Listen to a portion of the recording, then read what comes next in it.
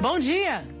Você já pensou no uso do FGTS para custear a universidade sua e de seus dependentes? E o que você acha do uso da Praça da Liberdade e outros patrimônios como palco de mega eventos? E os crimes digitais?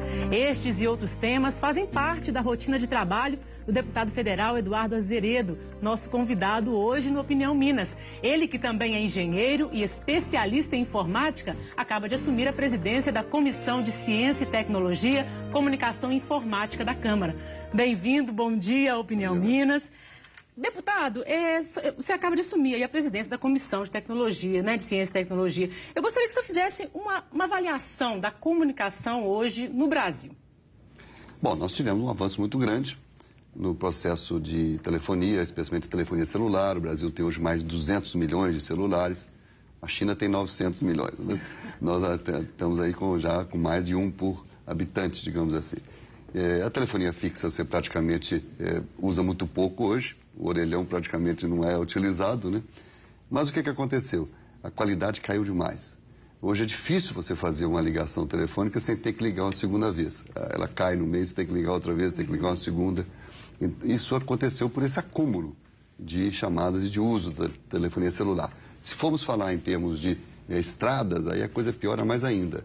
A rodovia Belo Horizonte-São Paulo, que é a nossa principal estrada, melhor, digamos assim, ela hoje você não consegue ir nela o tempo todo com o sinal de telefonia. E tinha antes.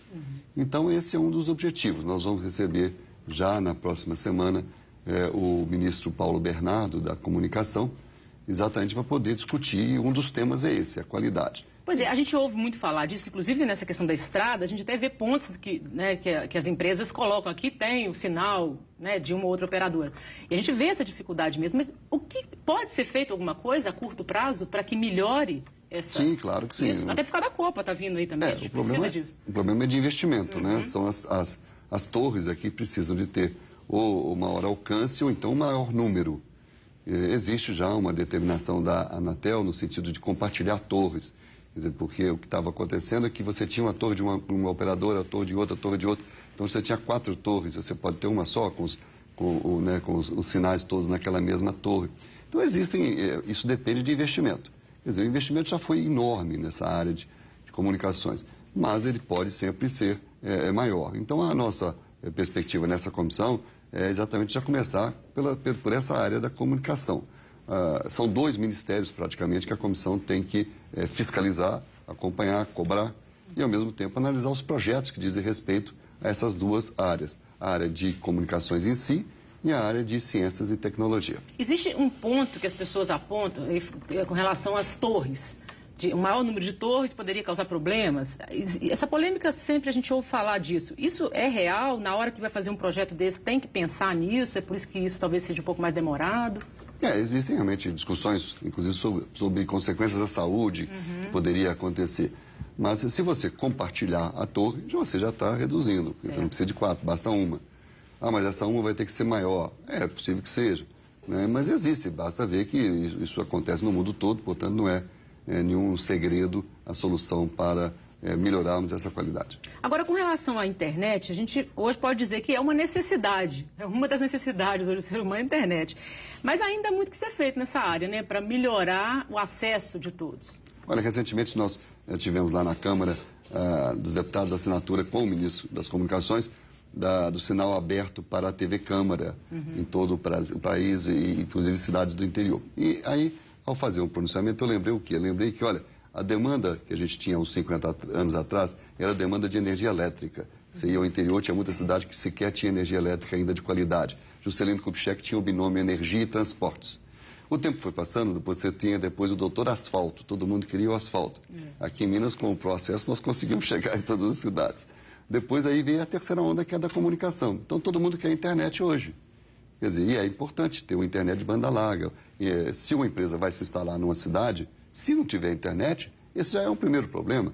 Quer dizer, então, a industrialização que dá empregos, ela precisa, ou o comércio, ele precisa dessas condições. A condição da energia elétrica, a condição do asfalto, a condição da comunicação.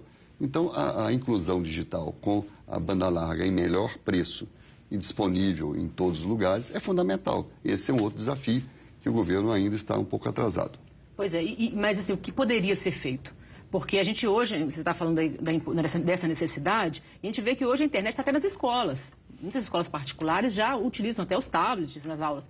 E as escolas estaduais não podem ficar atrás também nisso, né? Então, essa internet de acesso mesmo a todos passa por aprendizado, por repassar isso para aluno, passa pela banda larga. Então, quer dizer, ainda é muito caminho a ser... O primeiro ponto é exatamente esse da infraestrutura. Você tem que ter a infraestrutura, que é exatamente a disponibilidade da linha, da rede e também os equipamentos, né? Existem programas variados aí de computadores nas escolas públicas. Isso ainda não conseguiu atingir tudo, mas o programa está encaminhado. O preço dos equipamentos já caiu, mas por força também da questão dos impostos. O Brasil continua sendo um país com uma carga tributária muito alta, porque não é todo mundo que paga, então quem paga, paga mais. Aí o que acontece? A gente paga por um iPad muito mais do que outros países pagam. Isso dificulta, mas de qualquer maneira, o computador hoje é possível comprar um computador por menos de R$1.000. Um notebook ou um computador doméstico mesmo, um computador fixo, um PC. Então o fato é que esse desafio da inclusão digital, ele é fundamental, porque a desigualdade social também começa aí. Se uma pessoa de classe mais alta tem um estudante, um filho de uma pessoa de uma classe superior, tem essa disponibilidade e o outro não tem. E nós temos, realmente, com a evolução da estabilidade econômica brasileira, nós vimos que o país foi se normalizando e essa classe C, a classe D, toda ela entrou no mercado de trabalho, entrou no mercado de consumo, na verdade. E aí começa a ter computadores, e aí as crianças já têm realmente essa condição de crescerem juntas. Até porque a gente depara muito com o problema da falta de mão de obra qualificada, né? E essa inclusão digital já passa por essa qualificação. Porque além da infraestrutura, né, de computadores de rede, você tem que ter o treinamento dos professores, no caso, das redes públicas e da rede privada, e o treinamento das próprias crianças. Eu não me preocupo com o treinamento das crianças e dos jovens, porque eles aprendem rapidamente. Rápido demais. Aprendem muito mais rápido do que a gente. Quer dizer, eu sou da área dos anos 70, que eu já era analista de sistemas, mas é impressionante como que a juventude e as crianças mesmo hoje, elas vão se ligando na questão de ícones e facilmente aprendem. Agora, Eduardo Azeredo, com relação às estações de pesquisas brasileiras, elas poderiam ajudar mais nessas tecnologias, ampliar isso, e agora a gente teve essa perda aí lá na Antártida. Como é que o senhor avalia? O senhor acha que aquela infraestrutura lá tem que ser reposta rapidamente? O Maranhão também é uma ponta importante. O que essas estações são importantes? Por que elas são importantes? Eu vi há pouco dia no jornal um leitor criticando, que nem sabia que existia unidade na Antártida, não sei o quê, não entendendo por quê. Realmente é a falta de visão, porque na origem disso tudo que nós estamos falando aqui, de uma telefonia celular, na origem do computador, está o quê? Está a pesquisa. E se pesquisou um dia.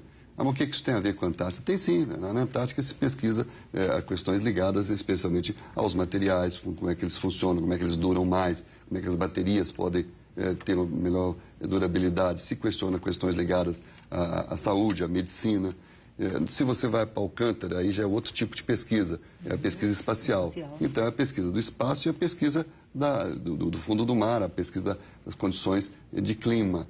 Então, são duas linhas de pesquisa do Brasil, uma na Antártida, outra em Alcântara, no Maranhão, que são fundamentais. Ironicamente, todas as duas tiveram desastres. Alcântara teve uma alguns anos atrás, quando explodiu um lançador de satélites, e a Antártida agora com esse incêndio. Eu já estive nas duas, acho que é importante conhecer para poder criticar ou apoiar, e eu acredito que nós temos que acelerar a recuperação dos dois processos de pesquisa. Outra preocupação é que a pesquisa no Brasil ainda tem um percentual de investimento muito pequeno. Se formos comparar especialmente com a Índia, com a China, com a própria Rússia, ou seja, os outros países que compõem os países emergentes, os chamados BRICS. O Brasil investe pouco. Nesse ano mesmo, o governo federal contingenciou, segurou o orçamento do Ministério de Ciência e Tecnologia em mais de 20% do orçamento do Ministério. Então, esse é o objetivo também da audiência que vamos ter na comissão com aí o outro ministro, o segundo ministro que a gente acompanha, que é o ministro Marco Antônio Raupp, da área de Ciência e Tecnologia. Porque é importante a gente ter o domínio da tecnologia, desenvolvê-la aqui no Brasil, para ficar mais barato, né? É evidente que essa questão da tecnologia nos traz o domínio, nos traz realmente mais independência e o próprio preço que acaba barateando. Ok, então, nós vamos para um rápido intervalo, o senhor continua com a gente. E você de casa aproveite, entre na internet, mande sugestões de temas pra gente. Opinião@redeminas.mg.gov.br. Até já.